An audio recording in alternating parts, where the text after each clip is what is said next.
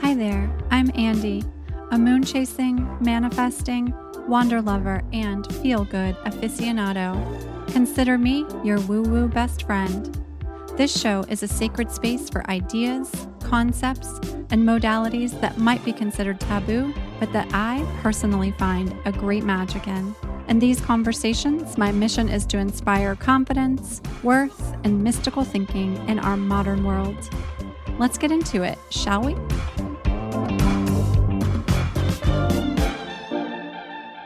Hey, my besties. We're back. We're doing it. Today, I have another guest with me, an interview, and oh my gosh, I'm so excited for you to meet this person. Shydeia Caldwell is my friend who is so incredibly magical, such a special soul, and I'm so thrilled that she's in my life, and I'm so excited to share her with you today via this conversation that's coming up. To give you a little bit of context about what Shydeia is up to and why I am just so into her. She does a lot of things. She has her own healing practice in which she specifically uses processes that nurture Black people and anchoring into the roots of their heritage and their personal power. She uses both traditional healing modalities and works with her clients to co-create a blueprint for their own self-initiation. In this conversation, she's going to tell us what that means, self-initiation. She also is the co-founder with her partner Brittany of Black Girl Magik, which is actually how she and I connected. It's an organization I wanted to support, that I have been really excited to follow along and see what she's up to. And they are in process in 2021 of a complete relaunch of what they do. In past, they've done a countrywide tour of meetups, bringing women together all across the country. And they've got some new things in the fire that they're going to be sharing with their community in 2021. And I really encourage you to pay attention to what they're up to. They are weaving spirituality and mental health together. And they're building an entirely new approach to online wellness and education to help Black women grow in community. They have a vision of evoking healing for Black women globally that restores balance in their ancestral DNA and unlocking a real sense of alchemy while activating the ability to live in alignment with their destiny. What she's doing is so needed. It's so powerful. She's been featured by both the Oprah Winfrey Network and Girl Boss and many others. And this has all come from just such a heart-led place. She's a heart-led woman, a spirit-led woman. And one of the things for me that really came up today in our conversation is she talks about surrender, and it came up for me how important it is to be in surrender. But she also is someone that lives in duality, which is something I've been exploring so much of lately. She lives in surrender, is open to whatever the universe, to whatever spirit, to whatever her ancestors bring her way. And then she takes inspired action to create in a way that betters her community and betters those around her. And to me, that is something that I just admire so much about how she is in the world. Surrender meets action. And I think with that, let's get into it. Welcome, my friend Shydeia Caldwell, to the show. Here we go. Shydeia, I love to start this podcast just with a little taste of astrology. So tell me what your sun sign is. I'm an Aries.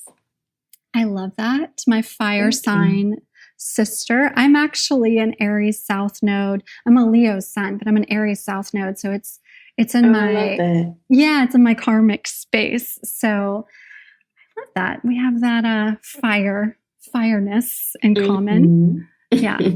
Okay, so let's get into your story. So, as a spirit-led guide, a wellness educator, a sound healer, and master of ceremony, your work and holistic healing roots hail from sacred ancestral customs, right? So I'd love to hear about the roots of your work. Absolutely. So I would say the roots of my work come from my cultural upbringing, specifically being raised in the South and unaware at the time, but growing up around my great grandmothers and my grandmothers, and them being of Hoodoo lineage, which is an African American tradition and also considered a religion now. And just really being in that experience of growing up and having all these traditional customs and ancestral practice a part of my everyday life have really influenced how I show up today in my work. The women in my maternal lineage have inspired me so much, as well as my paternal lineage.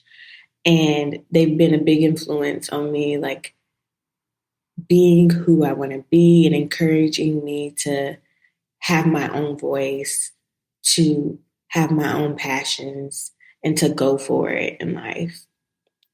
So they are a huge part. And I would also say just the researcher and learner in me discovering about African and African American cultural things that relate to spirituality and religion and how these intersect with me being a wellness educator and educating people on the spiritual and traditional cultures of Black folks.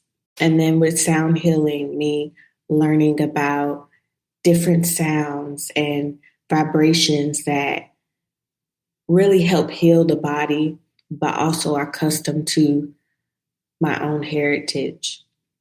And as a master of ceremony, I would say within African and African American spiritual traditions and religions, ceremony has always been a big thing. Even taking it to the Black church. Going to a Black church in the South is a very spiritual experience.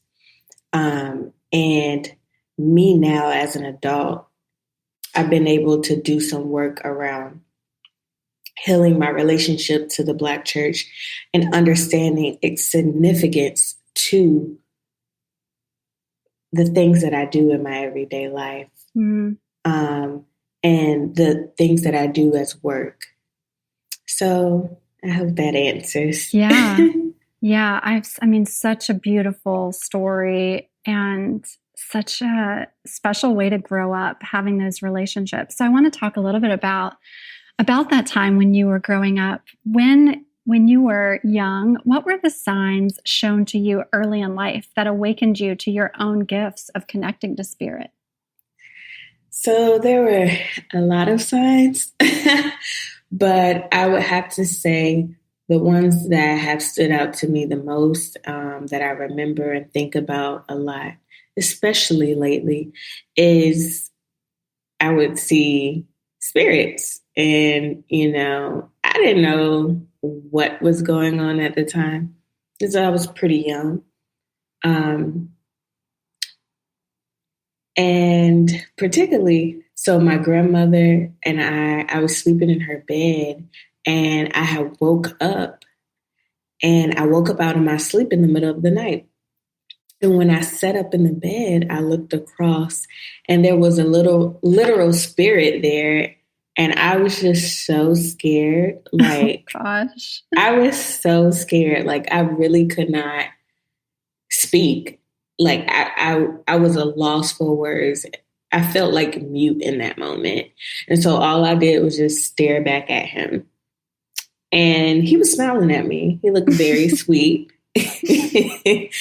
And I'm starting to think more that maybe he was somebody within my family. I'm not really sure. I do remember myself saying he looked like an angel. He had on like a long robe. But that experience was very eye-opening to me, and just being in my grandmother's house. I grew up, luckily blessed to say, I grew up with both of my great grandmothers and my grandmothers. That's so special. So when I was, going to stay at somebody's house when my mom had to go to work or whatever, I was at my grandmother's house, all of their houses. So my nana, who's my great grandmother, she would have me go outside and play outside. I'd say, I'm bored, there's nobody to play with. She said, go outside. And so I started to really build a relationship with nature. My grandmother was a woman who knew the earth. She could go outside and pull a root and come back in and make a medicine, And speaking of that, there was a time I was really, really sick, and she pulled out a jar of molasses, and it had like sticks and stuff in it. And I'm like, what is this? In my head, but I didn't say anything because I'm small and respectable. And she said to take it. And I listened to my grandma. And so I take it, and literally the next day, everything that I was dealing with was gone. Wow. I was so sick. It felt like I had the flu, and it was gone the next day. And that was a sign for me too, because that was the moment at a very young age that I realized the women in my family are magical. Wow. And the magic of them is subtle magic. They don't have to be loud about it, because when you walk in the room, you feel it. When you see them in the garden, you feel it. When they pull the jar out of the cabinet of medicine that they made, you taste it. And that is what I work and strive to embody, to be a woman of grace, to be a woman who knows she is the altar. She is the magic, because that's how the women in my family embodied. Wow.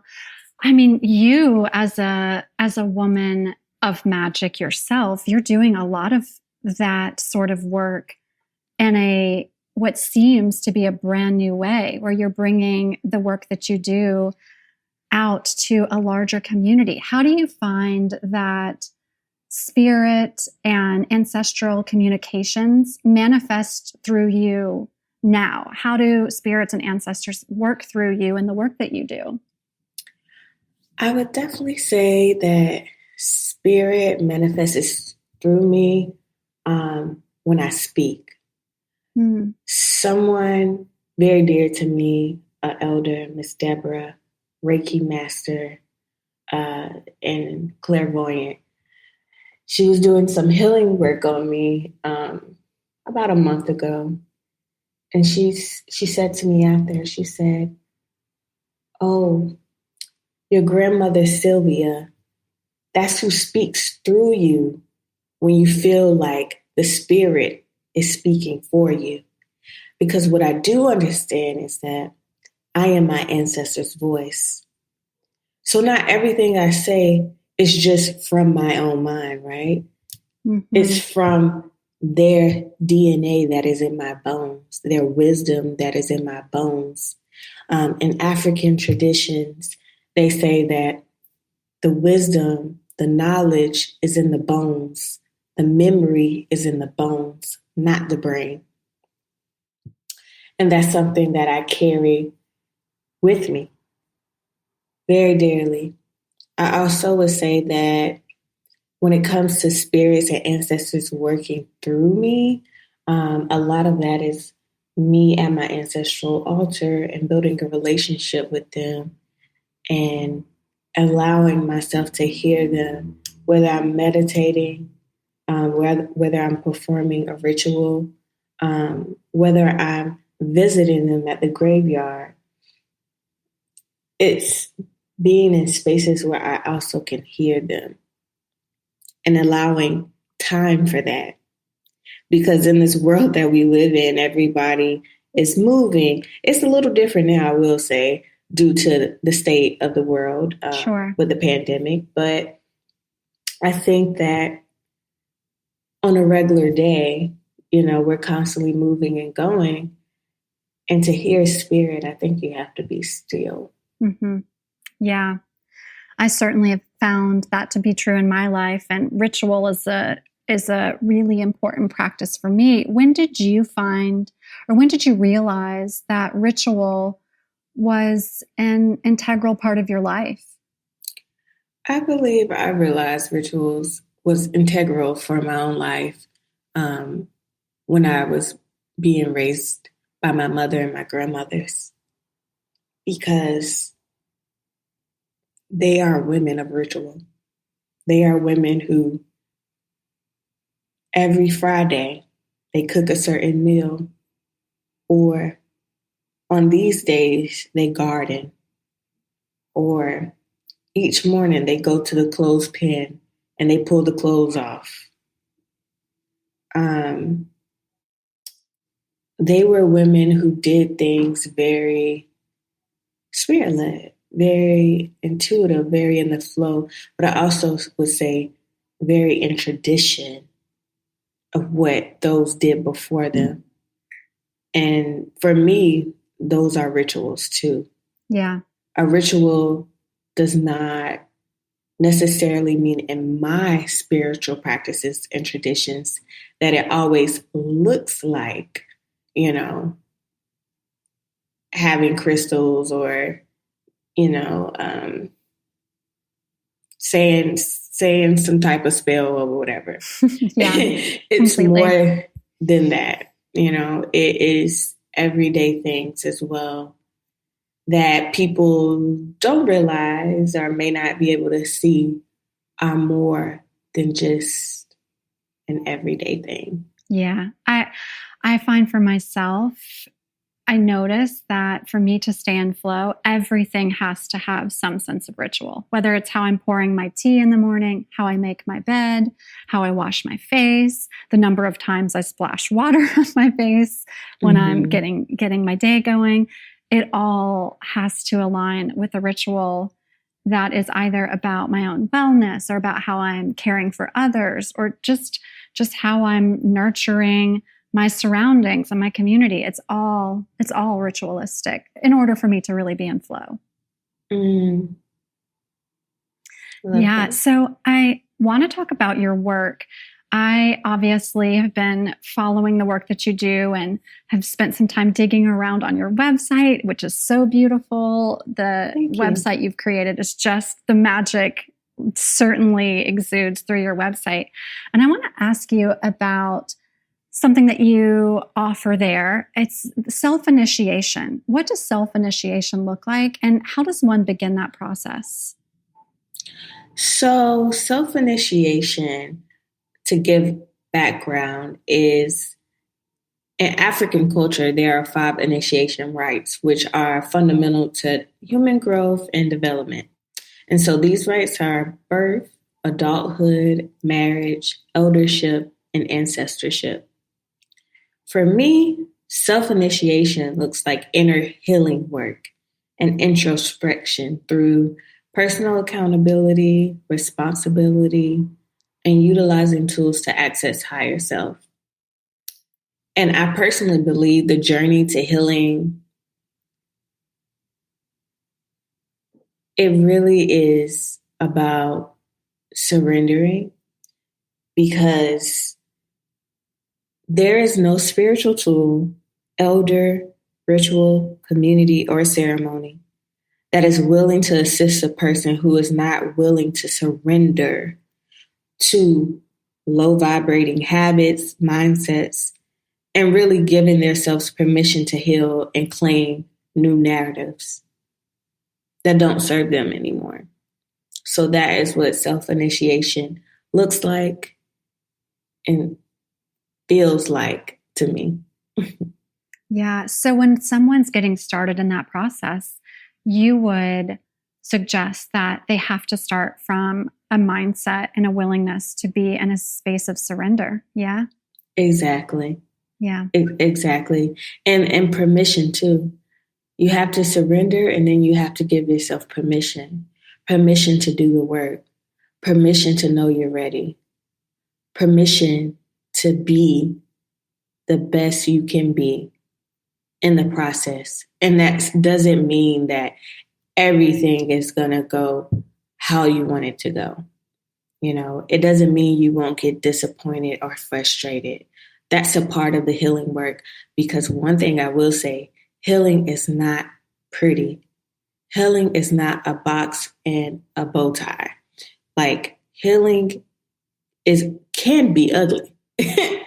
Healing can be very uncomfortable. But with giving yourself permission and surrendering, you can shift to how it feels versus how it looks. Yeah. And what's on the other side of healing is so beautiful, right? Mm-hmm. It's like once you can step through the fire and come out on the other side, there's so much beauty to be found. So you have several offerings that I'd love to know more about. Specifically, what is spirit alchemy, and how would someone benefit from this type of work? Yes, so spirit alchemy is really a divination reading. For me, it's a combination of astrology, numerology, human design, and ancestral divination. Ooh, whether that's through tarot, through hoodoo methods of coin, and or EFI methods of working with shells. It just depends. And for me, I define it as a modern interpretation of your spiritual DNA. And this serves as a blueprint to help you better understand your life experience. Magical. All the things I love: human design, astrology, numerology, and then filter through the gifts that you have. So amazing. Thank you so much. Yeah. The goal with that offering is to really give people a blueprint of them. Give them a blueprint of them and help them feel confident and ready to do the work and be aware of things to work on, to work through, in order to get to that other side of what healing is. So special.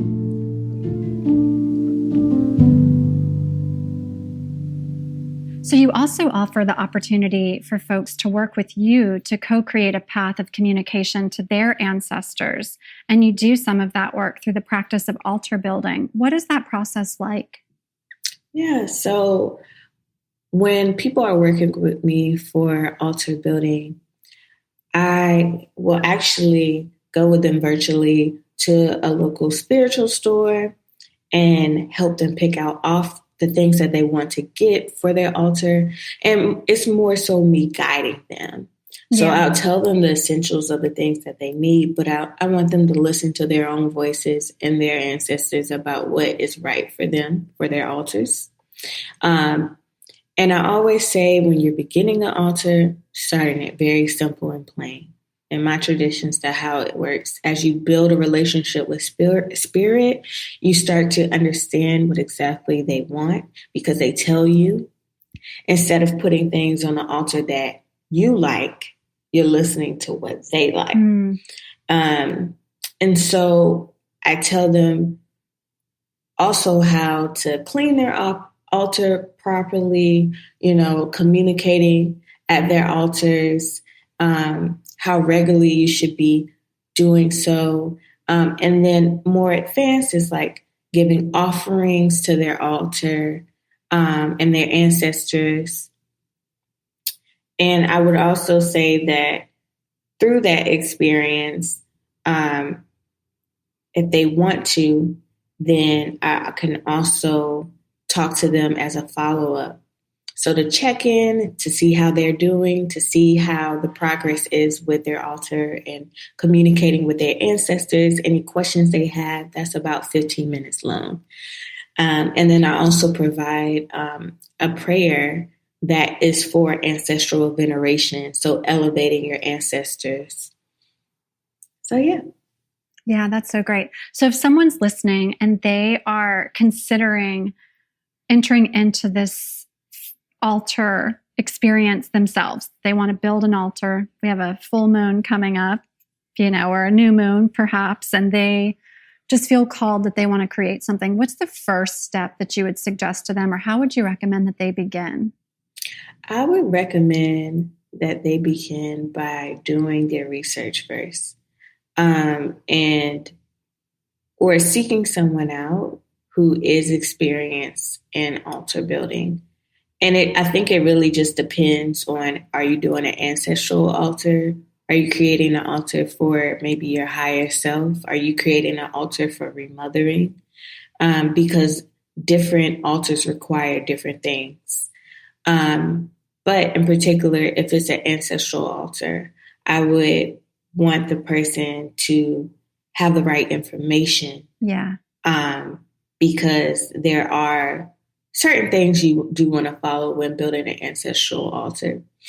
So I would say reach out to me.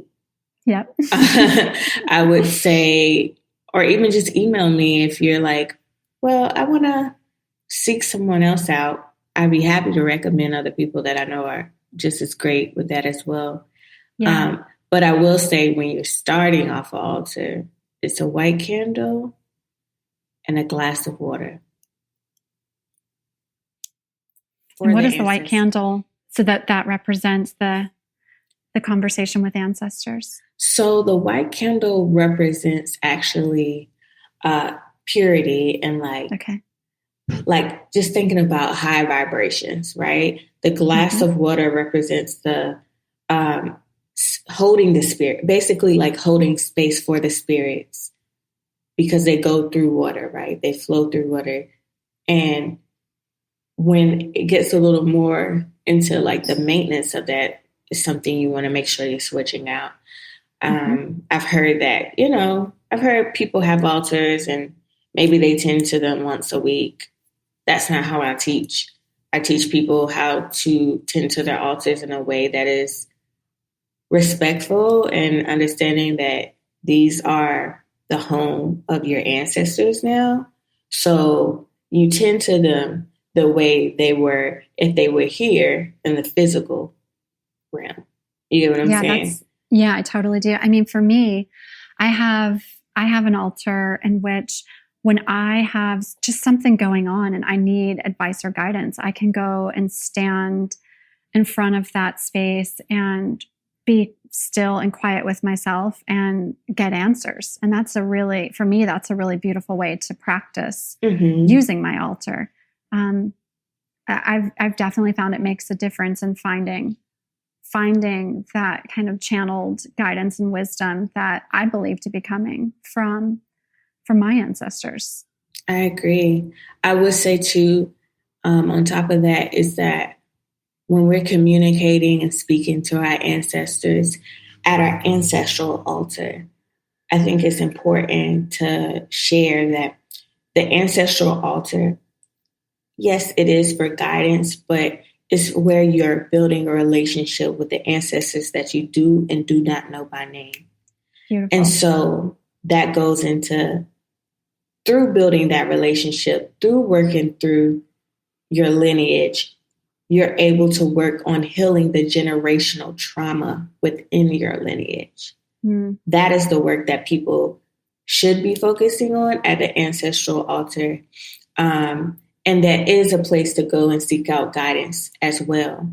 But I think what I'm seeing online about ancestral altars, I want to bring in that emphasis of that is a space where you all spend time together and cultivate experiences with one another. It's not just where people go to ask for something. And that's what I'm kind of seeing online, because it's a two-way street with them. It's not it's one a place way to commune, really. Exactly. Yeah.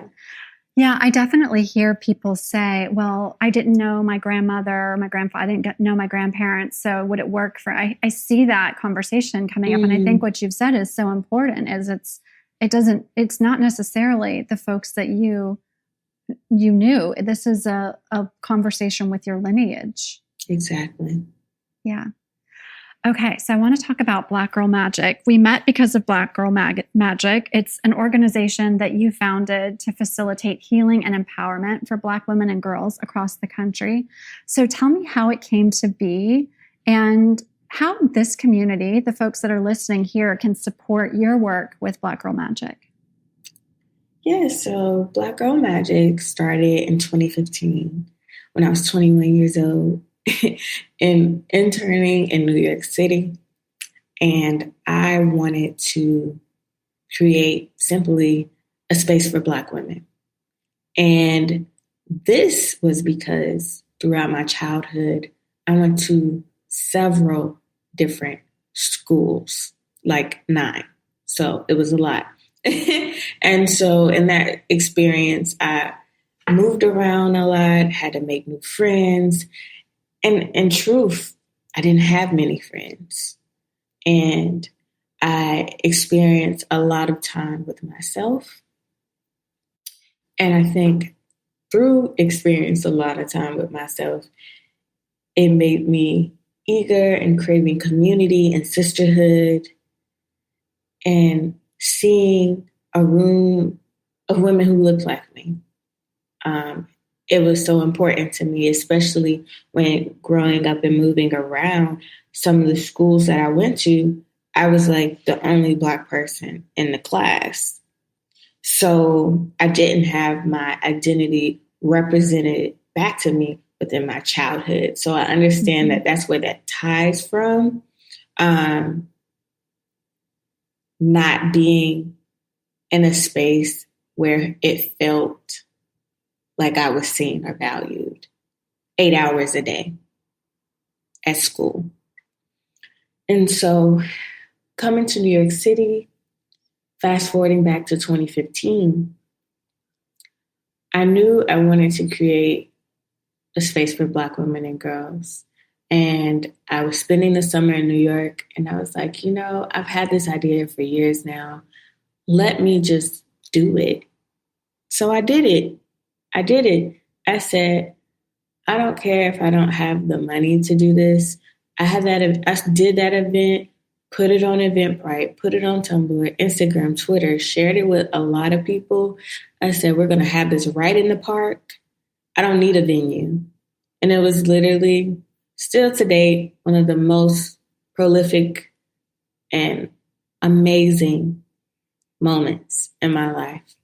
Being able to facilitate a space intuitively for Black women and girls, and really help them to move through their trauma, move through the narratives that no longer serve them, and to help them realize, witness, and feel the embodiment of sisterhood in a space with Black women, and that it is so real. Until this day, the women who come to that event or the girls who've grown up now, they say, I met my best friend there and we're still friends to this day. I met my lifetime partner there, etc. Like it was a very rite of passage moment for a lot of people who enter that space. And so from the first event, we decided to continue, and shortly after started to get booked for, college speaking engagements and facilitating at different universities and museums. And it kind of just took on its own. It took its own form. I had no idea when it started that I would end up 5 years later running a business. I just wanted to create a space that I didn't see. And I would say that's typically how Black women as founders work. They create to solve a problem. And I think that's so beautiful. So now with Black Girl Magik, after touring across the United States in 2018, Memory's a little fuzzy. 2018, 2019. We toured across the United States. And we went to New York City, Atlanta, Washington, D.C., Los Angeles, and New Orleans. And that was a turning point in the business for me and for Brittany, who is the co-founder as well. And we knew then that this membership platform, this digital wellness sanctuary, this space for Black women and femmes to gather, to heal, to learn was so needed. And so that's what we're doing now. We're not doing events right now because of COVID, but we're creating a home, a digital home for Black women where they can heal together, where they can learn together, where they can be empowered together. It's just so fantastic. And yeah, I came across Black Girl Magic earlier, last year in 2020. And you and I connected that way. And I was just so excited to see the work and then to find that you and Brittany were the people behind it. And then it was really that the story was exactly what you're sharing, that it was this want and will to bring spaces and offer experiences to Black women and girls that they'd likely never had before. It's also just a very Aries woman trait to be such an inspiration to other women and girls. So how can this community support you with the work that you're doing and the way that you're growing your company now? The best support we could get right now is elevating our crowdfunding campaign. We are raising $77,000. We're at almost 18K. We've been fundraising for about 4 months. So our goal is Black History Month, Women's Month, and going into April, that it is fully funded. Okay, let's do it. Let's get it fully funded. Yes. Okay, got it. $77,000. We're going for it. Yes. Beautiful. Okay, so I've got a couple of closing questions for you. I ask these of everyone who joins me here on this show, and I chose 5 questions for this 5 year of 2021. So the first one is, tell us about an object or charm that is special to you. I would say a charm that's special to me is my mojo bag. Yeah. Okay. Tell me about a book that changed your life. A book that changed my life that I'm currently reading is The Language of Letting Go. And it's Daily Meditations on Codependency. Okay. By Melody Beatty, I believe. Okay. I'll make sure we put that in the show notes. And I will certainly take a look at that one myself. Sounds good. Okay. Tell me about an experience or a moment that changed your life in a profound way. I would definitely have to say my time with my godfather and Babalao Ade Ufunian. He invited me on a trip to South Carolina, Charleston, South Carolina. And in this trip, he held a weekend-long ceremony. And the ceremony was actually for African ancestors he discovered and others discovered were properly buried in the ground. So they weren't properly buried. And his nonprofit, Gullah Society, is about honoring the dead and honoring folks who are not properly buried. So Black burial grounds, essentially. And in that weekend, I literally had the most prolific experiences of my life. He held the most beautiful African ceremony. There were elders from all over. Gullah Geechee Nation was there, which is a whole nother thing. I suggest just researching into it. The African village was there that is in Sheldon, South Carolina. I would also suggest looking into it. And there were just so many elders present. And oh my God, the magic in the space was just undeniable. And they had a renaming ceremony for those folks because they could not find their names. So they gave them names. They gave them honor. They poured libations for them. And they had musical performances in their honor. It was just honestly the most amazing weekend of my life. He had this church service at the church that his grandfather went to. His grandfather is a world famous blacksmith by the name of Philip Simmons. And this Baptist church that he had the service at, it was a combination of African religion and the traditional Black church merged into one service. It was so profound. And that was a moment for me that really gave me a different viewpoint on how I viewed Black church, how I viewed my relationship to religion. And it helped me to understand on a deep-seated level the spirit and the magic and the essence of Black people. And I know I will never feel that experience anywhere but with a group of Black people. I cannot explain it, but it was profound. It was very profound. He passed away last year, but he gave me some special memories to carry with me.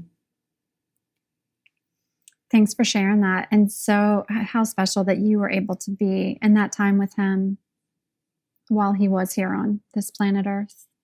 Yeah. Yeah. Okay. So the fourth question, what is something that you do for your own health and wellness? I drank a lot of water. So good, right? It's like so good. So and water easy. is so important. It Water really is. It's so important because sometimes people are living life dehydrated. Mm-hmm. And when you are moving through life and not having enough water, it brings up things that can be prevented, basically, to keep it short. So drink your water, everybody. Drink your water. Yes. Okay. And my last question for you is, tell me about a moment that you knew magic was real. A moment I knew magic was real is when I braided my great-grandmother's hair, Nana. It sounds like so much of your life has been magical, Shydeia. Oh my gosh. Thank you for sharing with me. Thank you for being with me today. Thank you. Thank you for having me. This has been great. Yes. I appreciate you so much. And I can't wait to see you in person at some point down the road when we're doing things like that again. And I just appreciate you for being here. Thanks, my friend. Thank you. Oh, I just love her so much. And I knew that you guys would too. I know you now see what a dream girl she is in so many ways. She's so incredibly connected, so much heart and soul in everything that she does. And I hope that you have enjoyed this conversation with my magical friend, Shydeia. If you are interested in supporting Shydeia's work, you can find her on Instagram at Shydeia and Black Girl Magic at Black Girl Magic. And I'll make sure that both are in the show notes so you can access those handles there. Currently, Black Girl Magic is crowdfunding to build a digital wellness sanctuary that Shydeia and her partner Brittany have envisioned. And if you want to be a supporter of their mission, go and support that crowdfund campaign. If you have loved this conversation with Shydeia today, I would love for you to share this episode, send it to your friends that need to hear this message. If you know someone that might be interested in supporting Shydeia's work, send it to those folks too. We are a brand new show. We need your support to grow. So give us a review. We would love you forever for that. And if you do so, shoot me a DM so that I can express my gratitude with a shout out. You can follow us on Instagram at YWWBFF. And you can find me, Andy, your host, on Instagram at Wee Girl.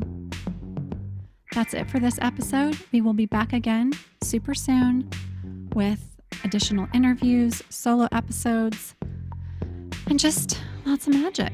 So with that, we are complete. Thank you so much for being here.